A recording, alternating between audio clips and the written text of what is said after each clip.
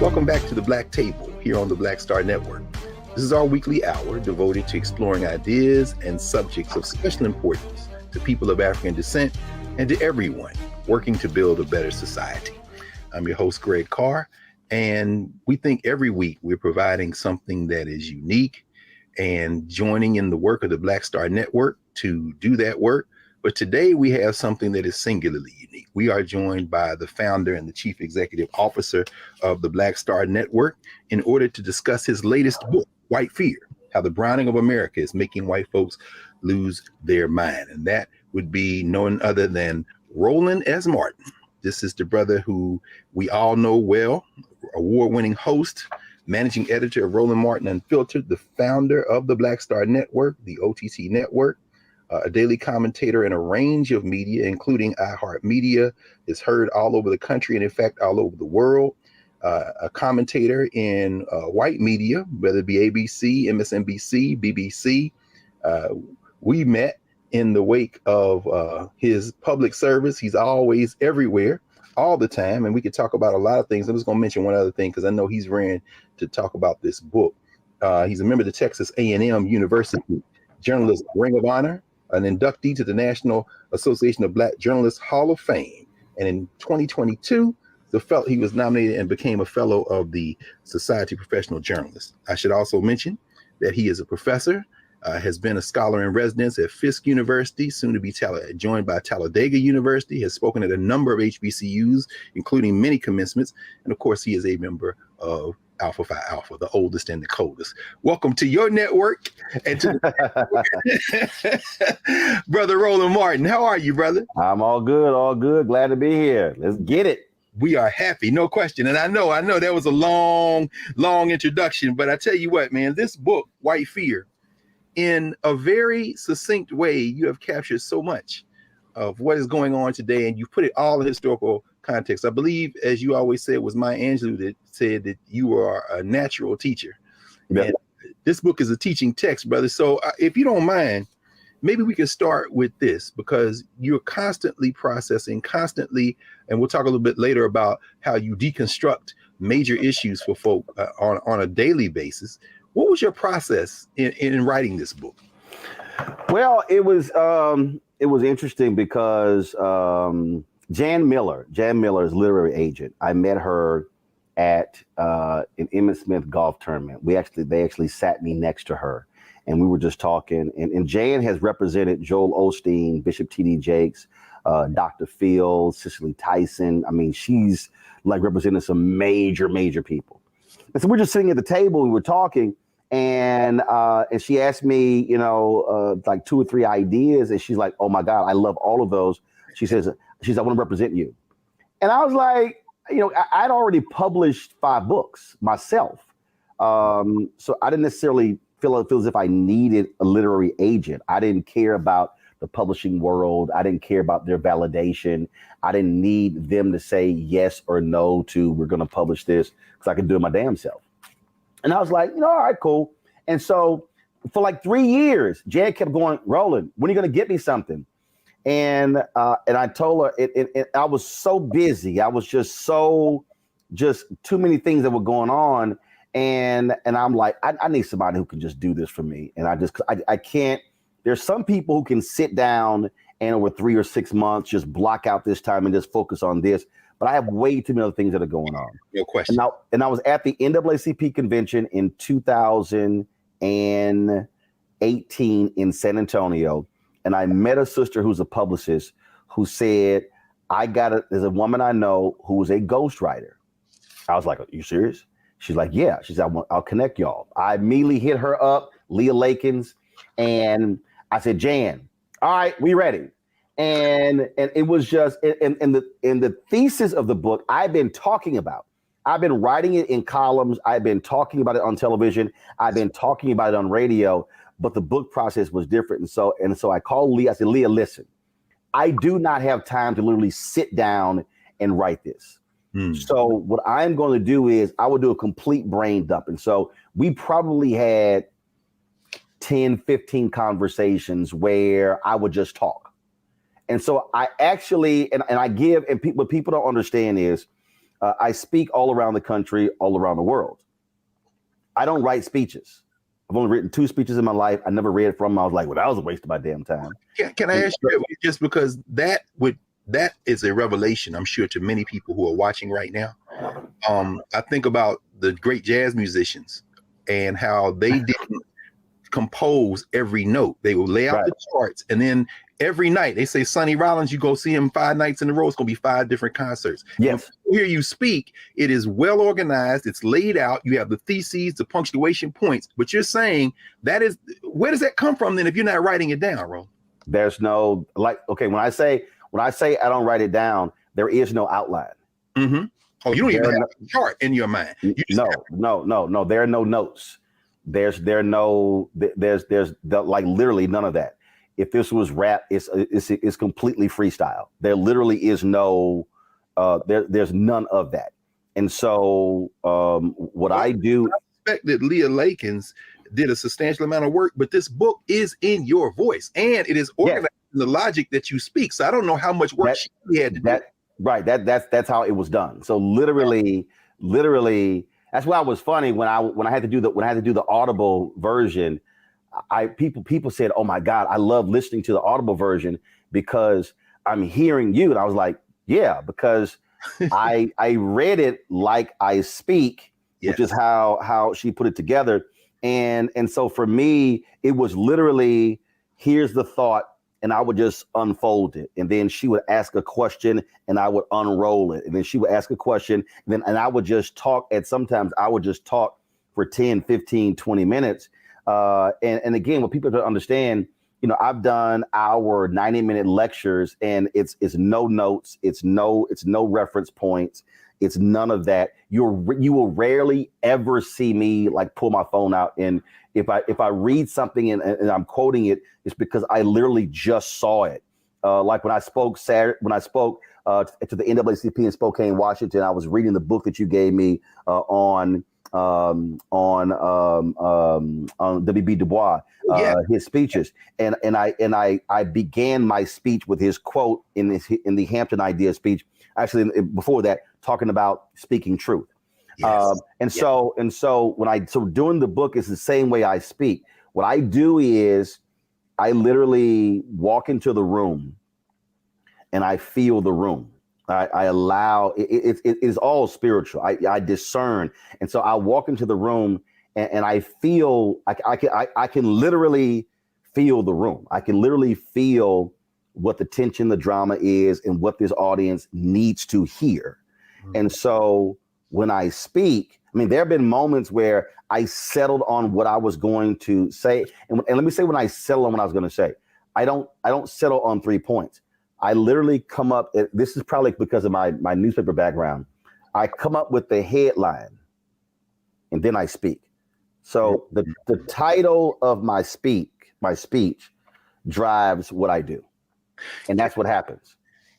Let me ask you about that as well. And by the way, and that's why this book the same way. So like the title was like point blank, white fear. White fear, no question. And then the subtitle. So I have been talking about this for 13 years. And when I say that when me and John Avlon were at CNN in 2009, that's when this book title, I said, John, we are living in the beginning stages of white minority resistance. Yes. I said, and it's white fear. And so that's what drove it. So that's why it was no stretch to figure out what to call this. It was like, boom, here it is. And then when January 6th happened, because like every time, here's what was crazy. They kept pushing it back. And I kept saying, listen, y'all, white people are going to keep losing their minds. So at some point, we're going to have to publish this book because you can't just keep waiting. It was like Charlottesville. And it was like the next thing. And then when January 6th happened out and they kept pushing the deadline back, I said, you can't push it back further because I actually wanted the book to be out before the election. Actually, I wanted to be out at the beginning of 2020. And it was like something else happened. So we went back and had to change some stuff. And then when January 6th happened, I never forget, I was in Atlanta. There was a day after Warnock and Ossoff won the runoff. I was in a restaurant I was with the Warnock campaign celebrating the win, and I was watching it unfold on television, and I was standing there and I was smiling. And somebody's like, man, why are you smiling? I said, oh, I'm smiling. I said, because now the rest of the world now gets to understand what black people have been talking about. I said, this is white fear. And so that's why that image is from January 6th. Yes. And the image you see right here is a white man with his arms outstretched like he's Jesus. And what he's saying, his head back, he's saying, all of this is ours. Is ours. No question. No So question. all of that. So, and again, because I'm an old newspaper guy, so for me, the image and the headline and the subhead, they all have to flow together. So when you see it, you know exactly what I'm talking about. And maybe we can pick this up after the first break, but I do want to ask you now, maybe you can get a minute or two on this.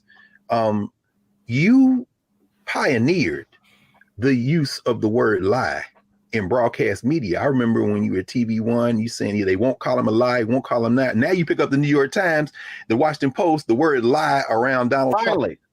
So my question really is, as white fear has this book emerged, what changed, Roland? What changed? Oh, and what changed was the one saying it. They could not. They could look. The default of mainstream white media is to give people the benefit of the doubt. It's to speak in these non-human, we don't want to, we don't want to, shade it. We don't want to take sides. No. Truth is truth. I mean, again, let me just, it just resonated. And this is real simple. This is literally what Du Bois said. For in the world, this alone is necessary. That if a man speak and act, he speak and act the truth and not a lie. Yes, sir. Yes. That's from the Hampton Ideas speech, 1906. Yes, sir. That's succinct. And so the problem is mainstream white media does not want to apply real life. If I came home at 2 a.m., my daddy, son, where you been? Right. Now I can sit here. My daddy is not going to say, son, you're stretching the truth. He's not going to say, that's a misconception that you are providing to me. He's going to say, why your ass lying? Why you lying? So mainstream media is like, well, no. In order for us to call it a lie, yes, we have to know the intent of the person saying it. We have to know their intent. No, if I came home at 2 a.m., yes, my intent is to lie so I don't get my ass whooped. Yes. So daddy know the intent because I'm trying to come up with something to explain why I rolled in at 2 a.m. when I was supposed to be home by midnight. So you call a thing a thing. You call a lie a lie. Yes, sir. Well, we're going to pick up with that right after the break. We are here with the founder and the CEO of the Black Star Network, Roland Martin, who just quoted his father, Reginald Martin Sr., who I know is watching this as we speak. We will come back on the other side of the break here at the Black Table. Back in a moment.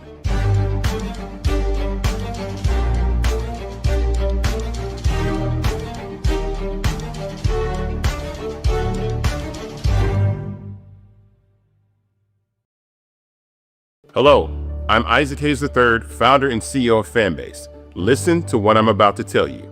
The window to invest in Fanbase is closing. We've raised over $10.6 million of our $17 million goal. That means there's room for less than 6,370 people to invest in Fanbase for the average amount. The minimum to invest in Fanbase right now is $399. That makes you an owner in Fanbase today. Go to startengine.com/fanbase to invest. Why? Because current social apps have taken advantage of users for far too long, with content suppression, shadow banning, harmful racist content, and no real tools for monetization and equity. Fanbase has over 1.4 million users and counting, allowing anyone to reach all their following and monetize their content from day one. Social media is the new TV, and whoever owns the apps that distribute that content have the opportunity to own potential billion-dollar companies. While big platforms with uncertain futures are failing to serve their users, Fanbase is stepping up to fill the gap. Don't wait until it's too late. Invest now, invest for yourself and your future. Go to startengine.com/fanbase and own the next generation of social media.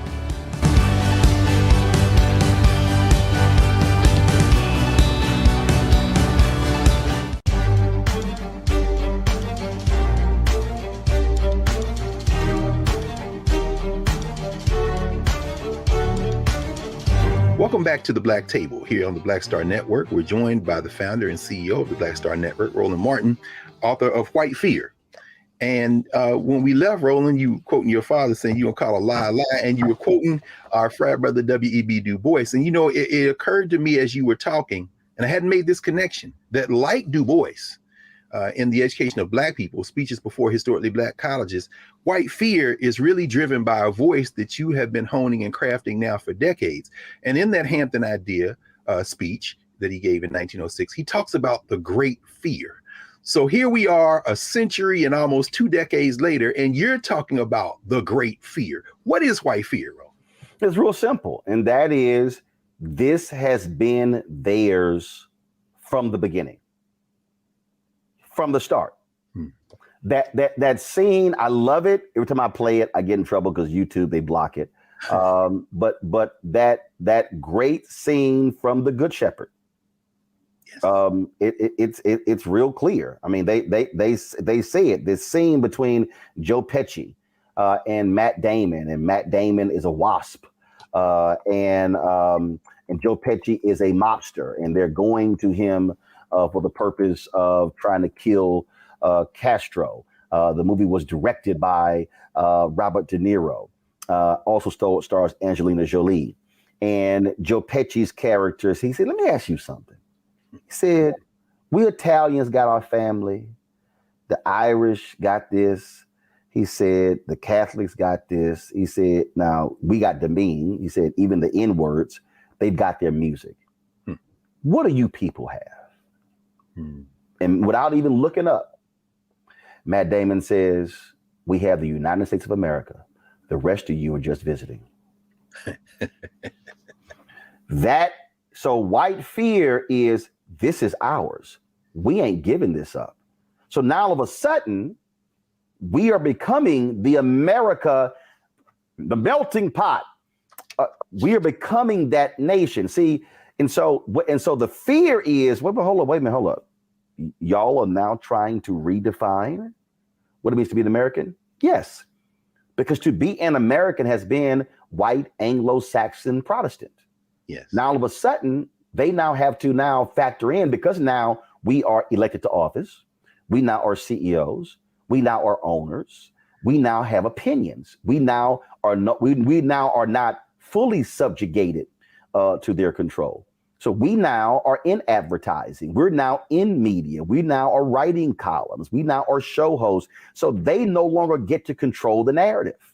Mm-hmm. And so the fear is that of redefining what it means to be American. The fear is, hold up, we got to share power. We got to share money. We got to share. Whoa. King talks about that in Where Do We Go From Here, Chaos or Community. Yes. Where he literally says white America is not prepared for it. They simply are wholly unprepared and wholly uneducated in dealing with this. And so I lay out in every point in history when we've had Black success, it's followed by white backlash, because the fear is they're taking our jobs. They're taking our resources. They're taking what is ours. They're taking our land. They're taking our women. They're taking our culture. And that's the natural every single time something happens. And so it's in the data. It's in the polling data. It's in the research. And so this thing started when I said this poll that was taken, the question was asked, are you optimistic about the future of America for your children? Every group said, a majority said yes, except white Americans. September 2016, the question was asked, are you optimistic about the future of America economically for the next 10 years? Black people, lowest wealth, highest optimism. That's an oxymoron. Latinos, second lowest wealth, second highest optimism. White people, by far largest wealth, lowest optimism. And so you then have to now go the second, the third, the fourth, and fifth layer to go, hold up. Why is that? Because at every step of the way, They have been conditioned that if we now are getting something Black, Latino, Asian, Native American, that means they are losing what they haven't had to confront, which is now the issue. Yes. It's now population decline. The white death rate That's is what higher in about 15 states than white birth rate. So y'all we losing. No, y'all dying. That's right. Well, and you're not repopulating. Well, that's what I want to ask you about, Roland. It's very interesting. I mean, 4 sections, elegantly framed, very direct. 4 sections, 3 chapters, section 1, 3 chapters, section 2, 2 chapters each, sections 3 and 4. Data-driven, history-driven, metaphor-driven. And as we know, we've heard you talk about that metaphor from the Good Shepherd, and that's in chapter 6, I believe, one of your favorite metaphors in section 2. But the way you frame it, and you talk about data, you open the book talking about this 2018 Pew data, and you frame this whole context. You use a number, 2043. That's it. And help us understand the significance of that date for you. I never forget 30 years ago, I'm 24 years old, the story comes out. America is going to be a nation, majority people of color in 60, 70 years. People are like, oh man, please, that's so far away. I'm not going to be here. Then guess what? 1990 comes, and then 2000, and 2010, and then you have immigration, and then you have legal immigration, and then you have white folks stop having babies, and black birth stabilize, and Latinos having babies, and all of a sudden numbers, and all of a sudden it's like, oh, it's not going to be 2060. It's not going to be 2055. It's not going to be 20. And number kept dropping. And all of a sudden it becomes, it's going to be 2043. So then people kind of like, wait a minute, I might still be here. and now all of a sudden you now begin to see it. You now begin to see the change. You now begin to see people popping up in places. Oh, we're not getting black CEOs and Latino CEOs, and white men start freaking out because we start seeing white women assuming leadership positions, and all of a sudden, like, okay, oh my goodness, what's going on? And then, that was a point when you had 20 members of Congressional Black Caucus, and then it became 30, then it became 40, then it became 50, now it's 58. The Congressional Black Caucus is the largest caucus in the Democratic caucus. So now it's like, hold up. And then all of a sudden, November 2008. Yes. Which you really focus on in chapter 1. Help us with that, because you in the first 2 sections, you open section 1, chapter 1 with Obama. Then you turn to Trump in section 2 and whiteness as a kind of currency, that class issue you raised. And then you walk us through history all along. And by chapter 3, you connect Trump to this long arc, borrowing from Ronald Reagan, borrowing from the playbooks, but as you say, you say this thing really hit a critical moment when Obama was elected. Because it came real. Because all of a sudden, and see, this is where a lot of white folks get confused. They go, well, I don't understand. We voted for him. No, a percentage of you voted for him. The reality is Democrats have not gotten the majority of the white vote since the early 1960s. And so all of a sudden it's, whoa, this thing's real. And see, what I lay out with white fear, and this is the mistake that a lot of people make, they think I'm only speaking in terms of, it's these white conservatives. No. It's also white liberals and progressives. Because I dare say I've experienced a significant amount of racism from white progressives. Because whiteness is still the operative phrase. It's perception. So I go back to James D. Anderson's The Education of Blacks in the South, 1860 to 1935. Yes. Slavery's over. White abolitionists from the North. Oh my goodness, we've got to get down South, and we've got to begin to open schools to educate these uneducated, illiterate Negroes. Yes, sir. And they arrive, and 500 schools have already opened. That's right. And the freed slaves like, oh, I'm sorry, we weren't waiting on y'all. Nope.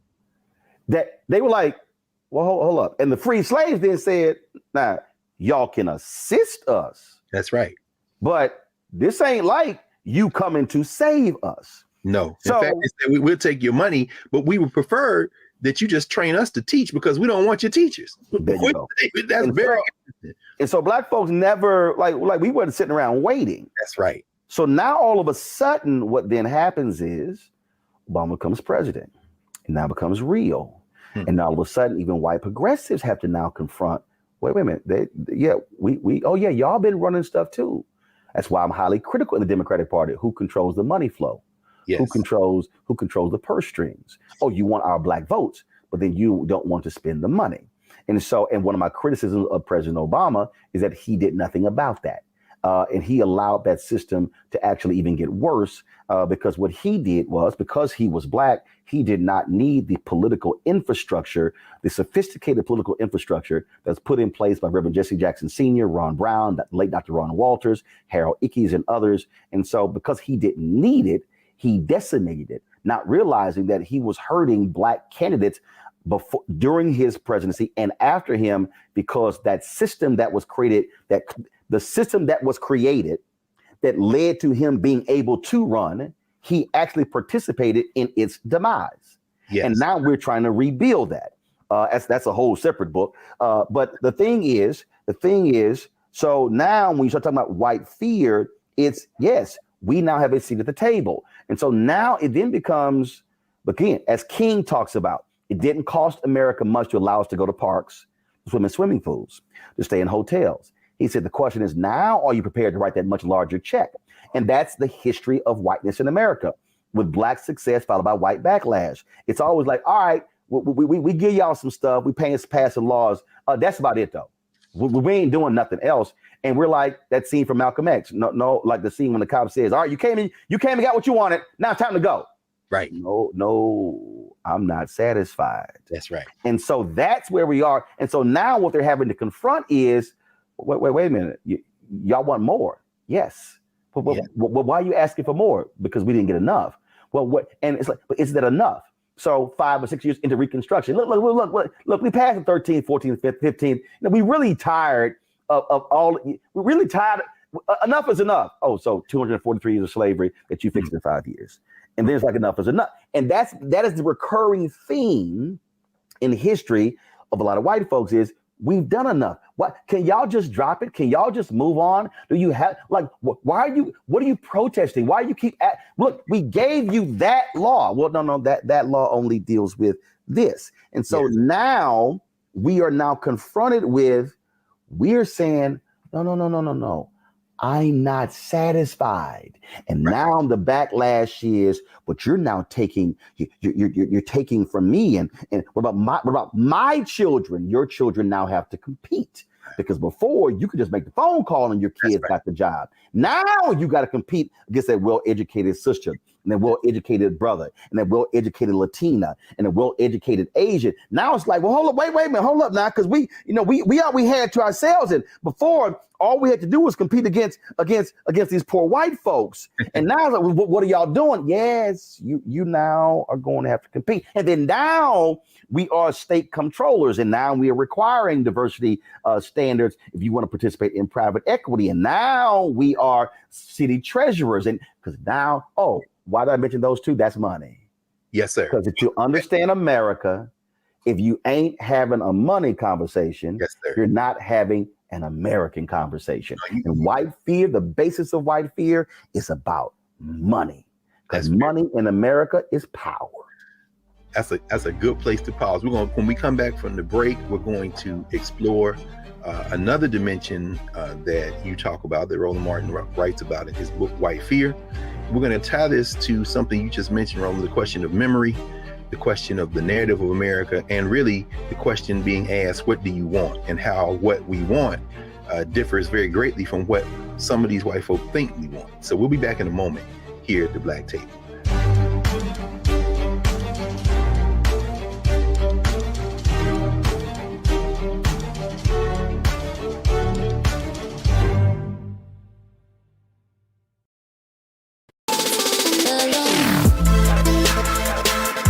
Hey y'all. Welcome to The Other Side of Change, only on the Black Star Network and hosted by myself, Rhea Baker, and my good sis, Jamira Burley. We are just two millennial women tackling everything at the intersection of politics, gender, and pop culture. And we don't just settle for commentary. This is about solution-driven dialogue to get us to the world as it could be and not just as it is. Watch us on the Black Star Network, so tune in to The Other Side of Change.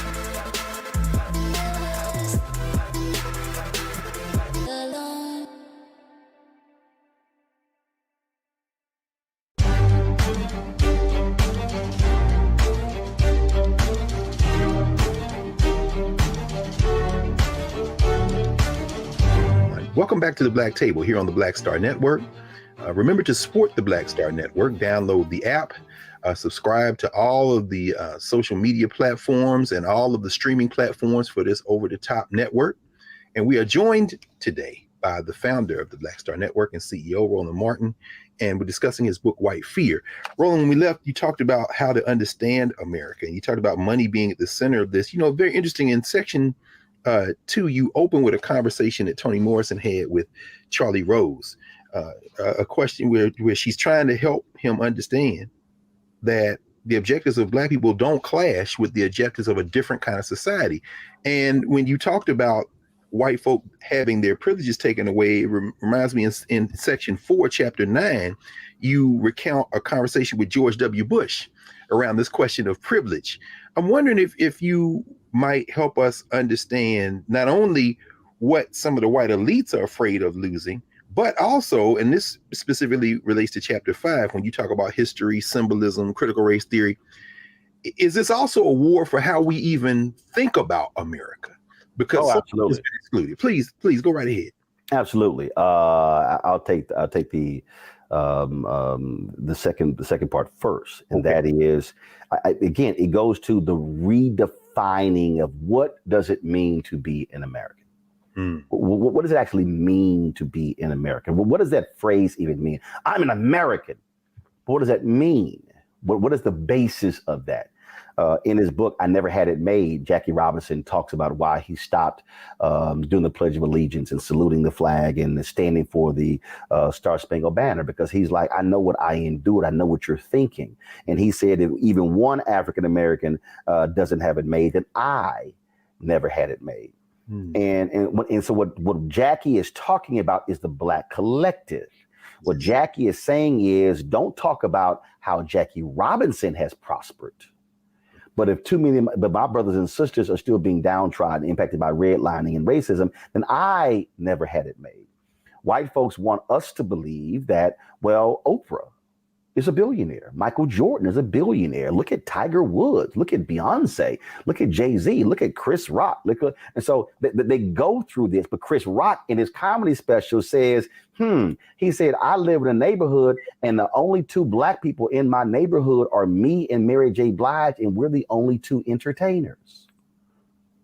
So what he's saying is, how did all of these other white folks become rich and they're not even entertainers? They're dentists. How they're doctors. How do they, how could y'all afford? Oh, because you're operating economically at a whole different level. And so for us, the only pathway is entertainment or sports. Yep. And so when you start breaking that down, you start understanding how then we're then are viewed. Now what we're saying is, no, we want to be like y'all. We want to be a 7-figure dentist. We want to be a 7-figure architect. We want to be a 7-figure engineer. We want same thing. Why do we have to? Because see, if you're telling us that we only have to play sports and sing and dance in order to enjoy the American dream, what you're really saying is, I still need you to be 21st century mandingos and perform for us. Yes. And how does that, it's interesting, Roland, as you raise that, because one of the things that you really carry as a theme throughout the book is Black institution building and self-determination. Completely. In the chapter on history, symbolism, and the kind of theft of our memory, you talk about the role of the Black press. And of course, Black Star Network being another example of independent institution, and you're always bringing it. I saw a couple of your interns at this Center for Journalism and Democracy, the Nicole Hannah-Jones opening. Your name was raised several times, including by your interns who were there. You employ a lot of HBCU interns, and you also talk about in the chapter on education the importance of HBCUs.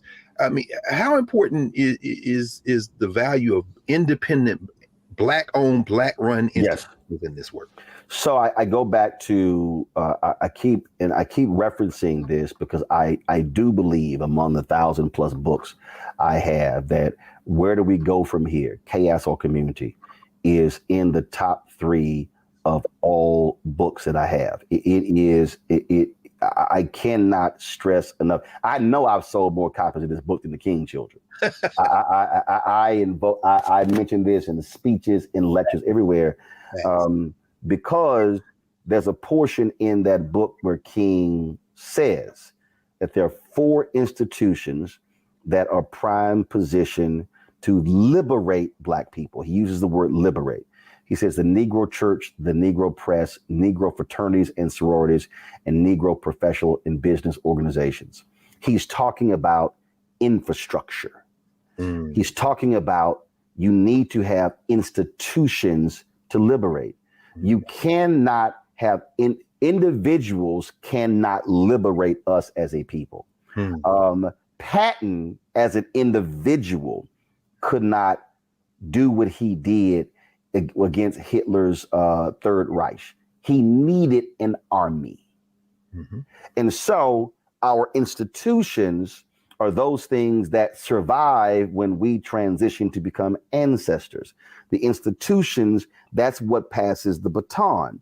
And so you need the institutions that also is reaching a mass of people. And so you can be an individual teacher, but when you are now teaching several hundred students, you are now passing the knowledge on to them. And so now all of a sudden you're teaching more and more and more. Now they're taking the knowledge and going further. So if we don't understand that as we are now as we're breaking down white fear, you have to build institutions. What I'm actually doing is a reverse, and I think the book is right there.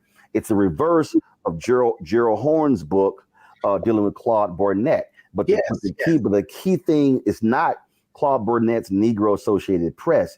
It's the second, the Jim Crow paradox.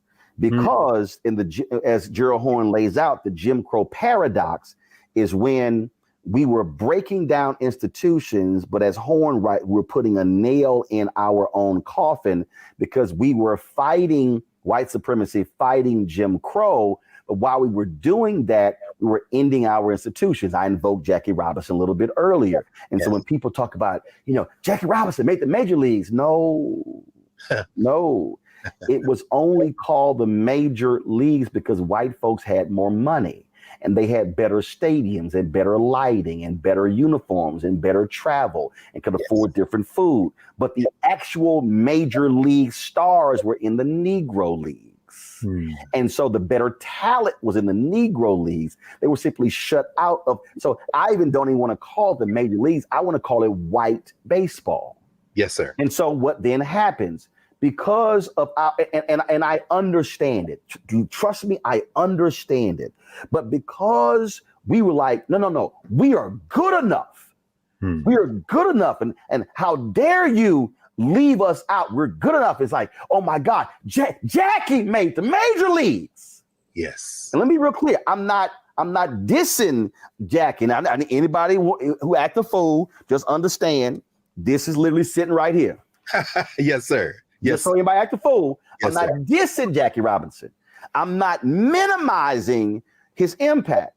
But what it was is this no, we're going to show y'all. Well, you write in the book. What then happens? We do it, and the demise of the Negro Leagues, the demise of an institution. That's right. And so what happens? So we take our Black bodies, but we take our Black dollars.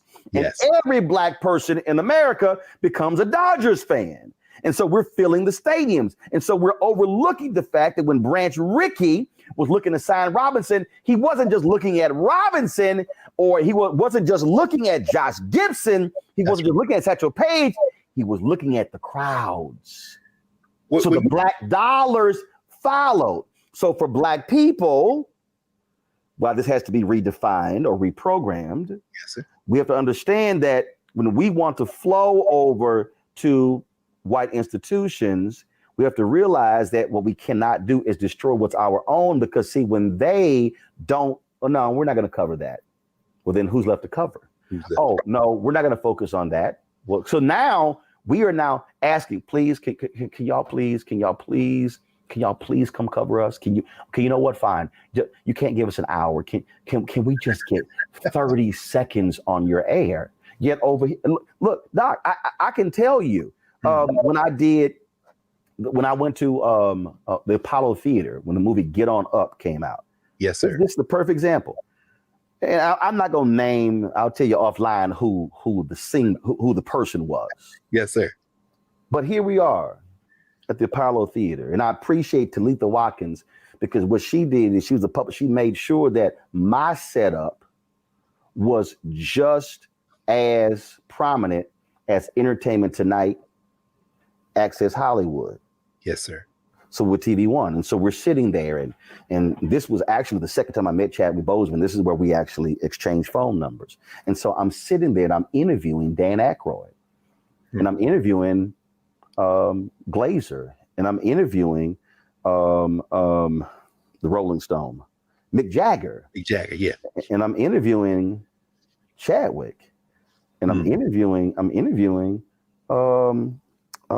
Spencer. But there's one person who was in the movie who chose not to sit down with me. Huh. I don't know why. Huh. But they wanted to go sit down with Entertainment Tonight. Of course. And I start laughing because I'm like, Entertainment Tonight might give you 30 seconds. Right. I'm gonna give you 10 minutes. That's right. And so see you. The people you claim to be representing are going to see you. So again, so for whatever hang up you had, whatever mood you were in, yes, what you should have done. And see, I need people listening to understand the only reason we even talk about Emmett Till, because Mamie, go see that movie, folk. Yes, Mamie said, "You come with me." It was a black photographer. Yes, sir. I need black people to understand. Yes, sir.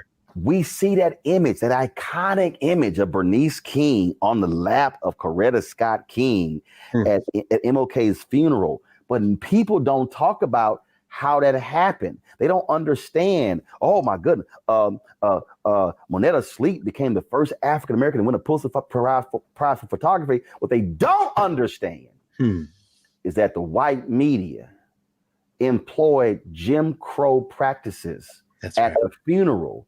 And they said, oh, the press pool, oh, hell no, it's whites only. And there was Lerone Bennett at Ebony and Simeon Booker at Jet, who went to Coretta Scott King, and they said, Mrs. King, they are not going to allow Ebony and Jet and black media into the press pool in the church. And Coretta Scott King said, please let everyone know, if Ebony and Jet are not allowed in the press pool, there will be no press pool in the church at my husband's funeral. And they let Sleet in, and that's how he was able to shoot the photo, that iconic photo that no white photographer got. And that's what led to the Pulitzer Prize. And so what I'm saying is that's black institutions where Coretta Scott King did not say, well, the world is covering the funeral of my Martin. And so the Associated Press and UPI and the New York Times and Newsweek and Time and the BBC, they are the majors. Y'all hear my language? Yes, that's sir. the majors. And so, no, she said, no. Because she said she remembered before AP and UPI and Newsweek and Time and New York Times had Martin in the papers, in the magazines, he was in Ebony and Jet. Yes. And so that's institution building. And so I'm marrying those two by saying, as we are confronting white fear, as we are demanding full equity, equality, I'm not satisfied. At the same time, we are not denying black institutions, because even when we are in those places, Yes. They still are going to run and control them. And I'm a last point here, and I don't think when I use the story of Winnie Mandela, I'm at CNN, and that they can't find anybody at CNN. All those people who were on air to fly to Birmingham to interview Winnie Mandela. And so John Klein, being president of CNN US, calls me and says, "Hey, Roland, do you want to do this?" Hell yeah, of course. This is Winnie Mandela. This is a freedom fighter. Ain't no Nelson Mandela out of prison as president unless there's a Winnie Mandela fighting on the outside. That's right. And so I go to Birmingham and interview her. And first of all, that was a flirtatious woman. She was flirting with me the whole time. That is her reputation. There's a photo she made me put my arms around her. She looked, "Oh, you cute." She was flirting me. She was like, Winnie was a flirt. So it was hilarious. We in the church too. It was too funny. So I interview her, and so we get back, and they go, "Oh, we need to talk to you." Okay. Well, why didn't you ask her about when she was on trial for putting on trial? And I said, "Yeah." So I said, why in the hell y'all didn't go interview her? Right. I said, I asked her what I wanted to ask her. That's right. They said, we're not going to run the interview. I went to John Klein. I said, "Hey, man, your folk in Atlanta not going to run an interview. So I need the tape. I'm going to run on my TV One show this weekend." Now, John was like, "Great. That's great. I got it." We came to DC, transferred, because it was literally on a tape. It was on a tape. Transferred it, aired it in 2 parts on TV One. March 2018, I'm in Memphis preparing for MLK 50, the 50th anniversary of assassination. Winnie Mandela dies. While there, I interview Reverend Jackson. I interview Randall Robinson. I then tell my man Keenan restream the interview. The only reason you or anyone else is able to see me and Winnie Mandela is because I had a Black show on a Black-owned network as an outlet to show it. Yes, sir. That's why I'm talking about we have to be, as we're still breaking down Jim Crow and breaking down this white fear. We cannot forego our Black institutions because they are the ones that are always there with us when we are, because they also are the impetus for fighting and the organs for putting pressure on the white institutions. You cannot have Black institutions that are crumbling while you're trying to break down another system. Absolutely. Thank you for walking us through that, Roland. The importance of institutions, and also teaching other lessons, such as the importance of owning your material, intellectual property. A lot of lessons being taught today at the Black Table. We're going to come back in a moment with our founder and CEO of the Black Star Network, Roland Martin, discussing his book, White Fear, How the Browning of America is Making White Folks Lose Their Minds, here at the Black Table on the Black Star Network. Back in a moment.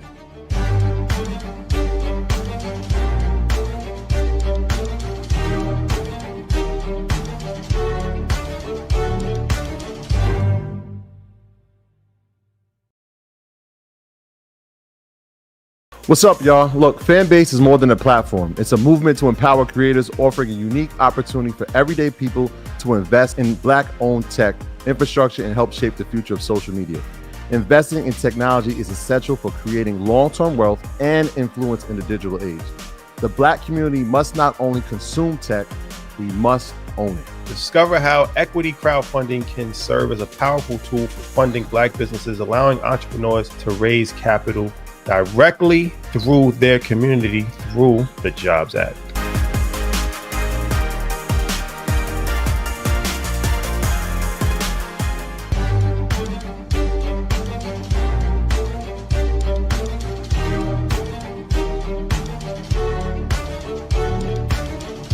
Welcome back to the Black Table here on the Black Star Network.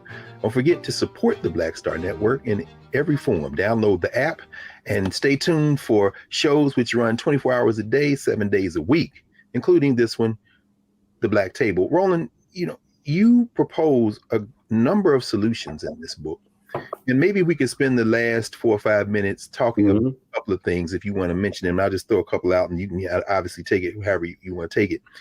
You predict that Trump was going to run again. He has announced. You identify major issues, voter suppression. You zero in on North Carolina and Alabama. Certainly, we see them back. Supreme Court has been arguing them. We've had a couple of shows on that. And you talk about the fact that there's no good to have a Department of Justice if you're not going to use it. And people are calling on Merrick Garland to move forward. Perhaps if you'd say a few words about what you see coming next in this battle that we're fighting, and how, and you do this in the conclusion, how you expect white folk, black folk, and other folk to respond. Black people must be fully prepared, because when you back a rat into a corner, it will do whatever it needs to get out of the corner. Yes, sir. We are going to see more violence. We're going to see more vitriol, because as each day passes, it is a nail in that coffin.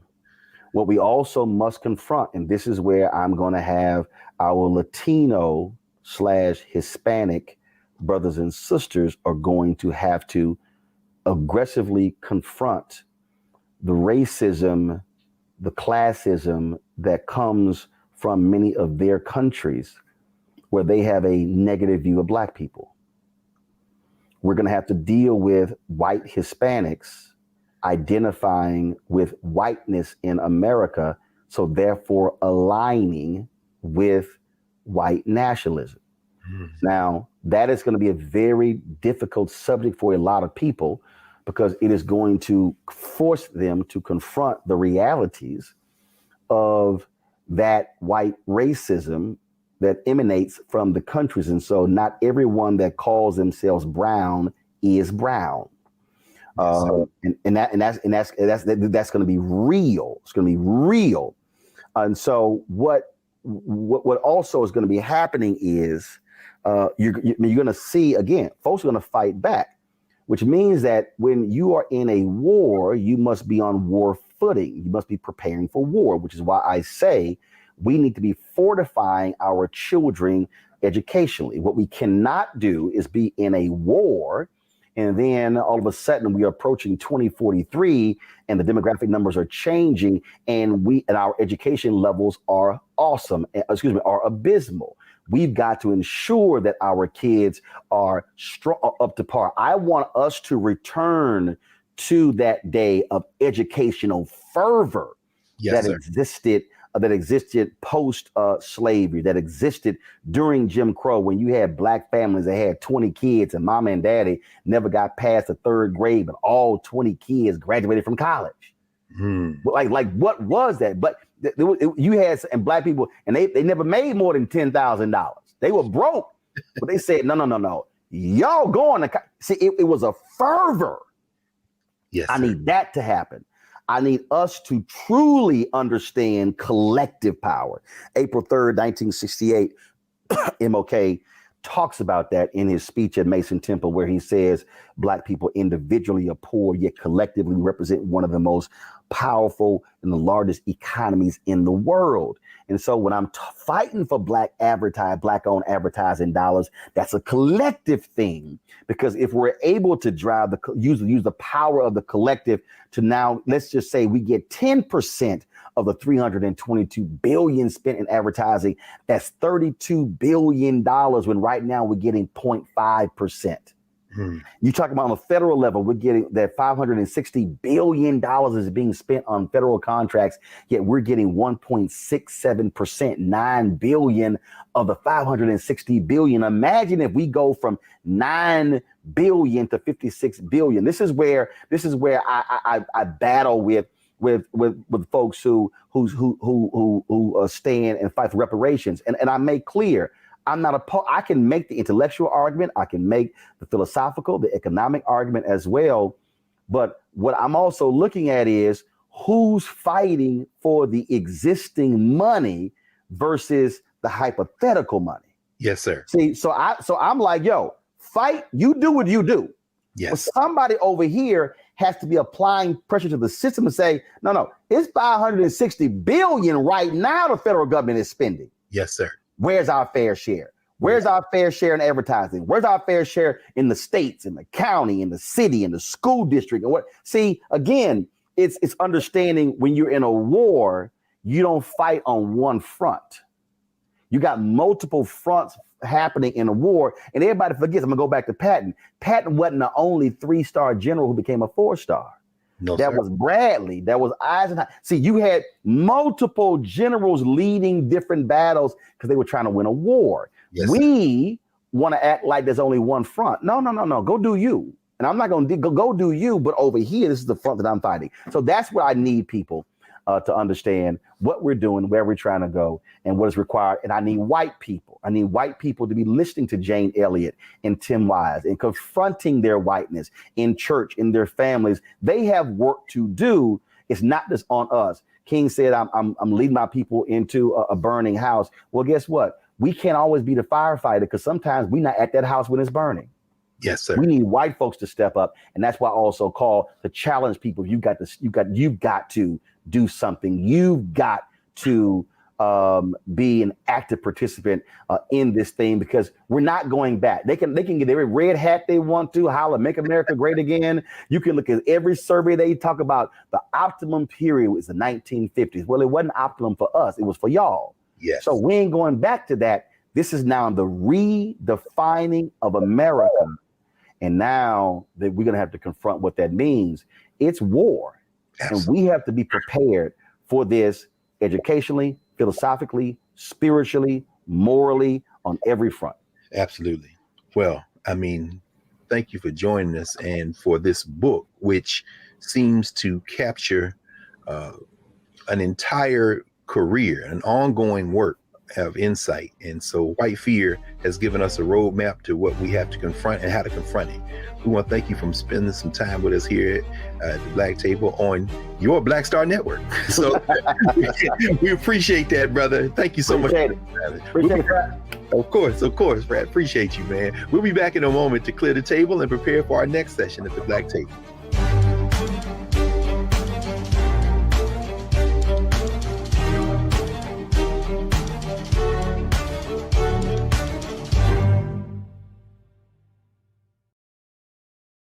Hatred on the streets, a horrific scene, a white nationalist rally that descended into deadly violence.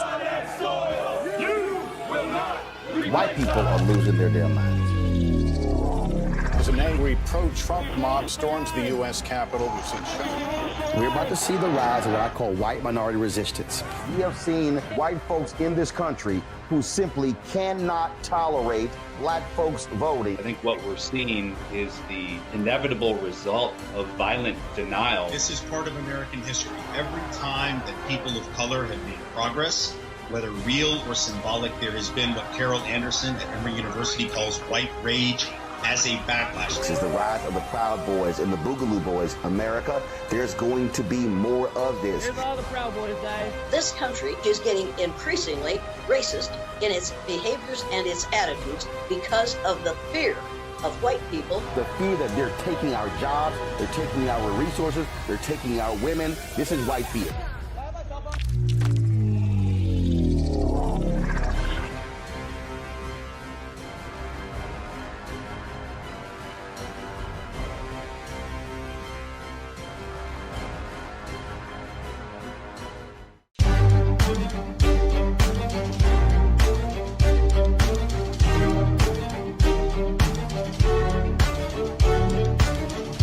Welcome back to the Black Table here on the Black Star Network. We have had a remarkable hour with our founder and CEO, Roland Martin.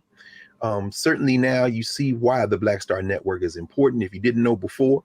And as he made some closing remarks, he evoked several folk who have endorsed this book, which is flying off the bookshelves. He talked about Jane Elliott, and Jane Elliott said, you know, once we get this information in every classroom in the United States, we will all stop seeing race as real and start appreciating it and appreciating all of us as we are.